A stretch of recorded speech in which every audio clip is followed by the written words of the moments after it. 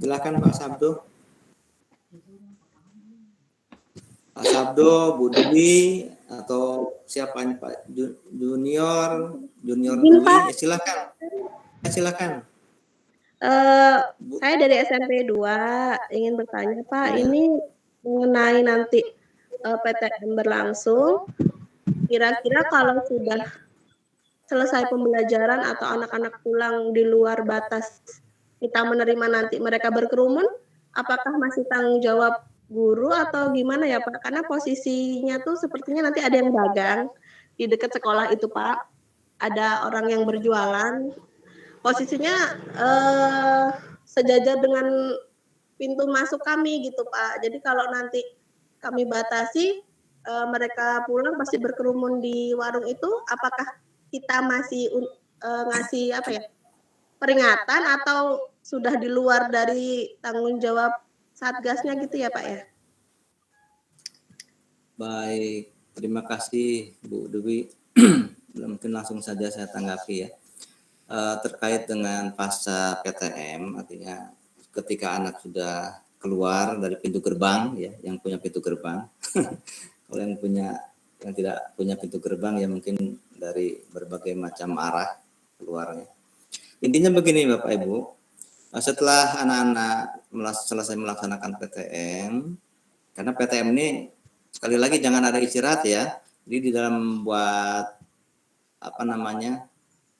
jadwal pelajaran tidak ada istirahat, artinya istirahat anak keluar. Tapi boleh dengan pengawasan yang ketat. Saat pergantian pelajaran, bolehlah ada istirahat misalnya 10 menit. Maksudnya untuk apa? Untuk anak yang kebetulan belum sarapan, dia membawa bekal. Jadi anak-anak diupayakan membawa bekal ya.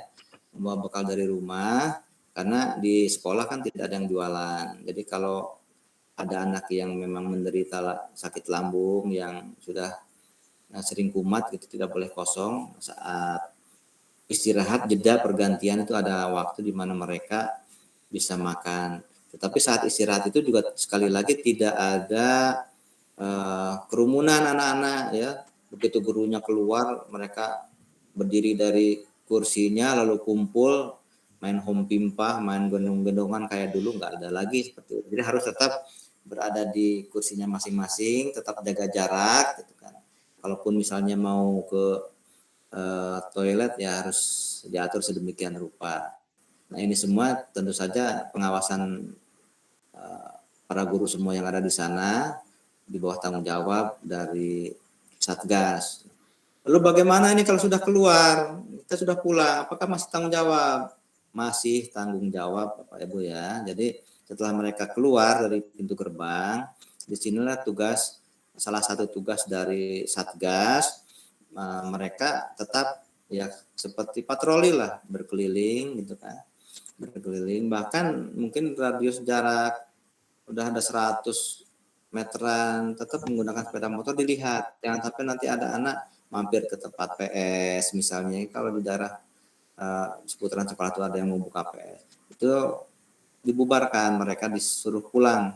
Oleh karena itu memang sebetulnya dianjurkan oleh pemerintah ini sebaiknya siswa itu diantar jemput oleh orang tua gitu. Tidak boleh naik kendaraan umum. Kalau di kota-kota kan ada angkot gitu ya, atau kendaraan lain, itu tidak boleh sebetulnya.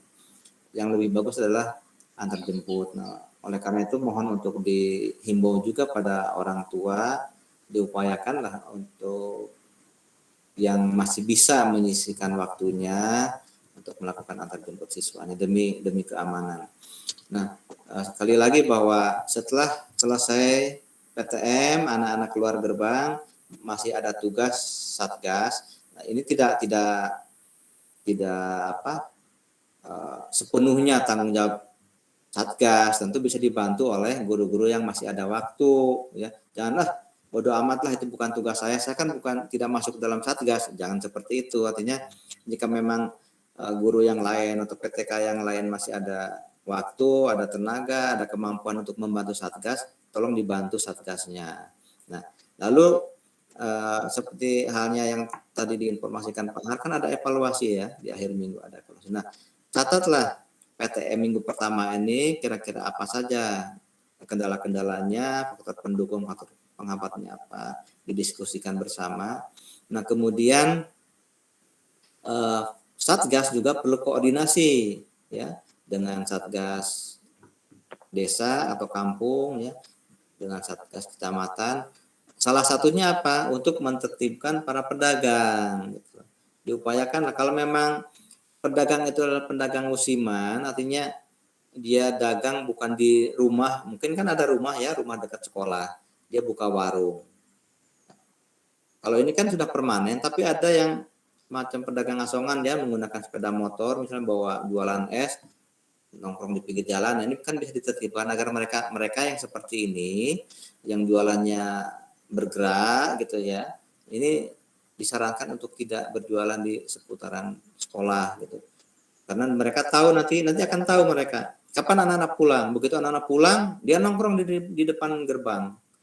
Sehingga apa, ketika anak keluar dari pagar, mereka akan berhenti di situ. Yang beli es, beli cilok, beli segala macam di situ kan kumpul. Nah, ini kalau misalnya sekolah masih bisa menangani dengan mengadakan pendekatan yang manusiawi lah ya pada mereka, beri pengertian.